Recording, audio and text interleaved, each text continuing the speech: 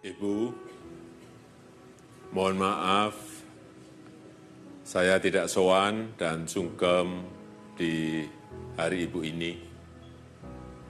Saya ingin mengucapkan terima kasih untuk semua perjuangan Ibu. Saya ingat Ibu terus memberikan semangat kepada saya untuk tetap optimis untuk sekolah di mana saja. Ketika usaha saya bangkrut, juga Ibu menguatkan dengan senyum yang sangat ikhlas. Seakan mengatakan untuk terus berikhtiar, terus tetap berikhtiar.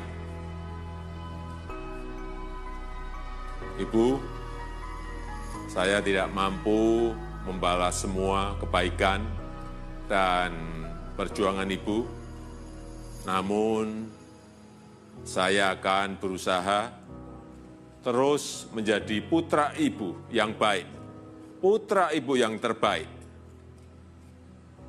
Selamat Hari Ibu, 22 Desember 2018.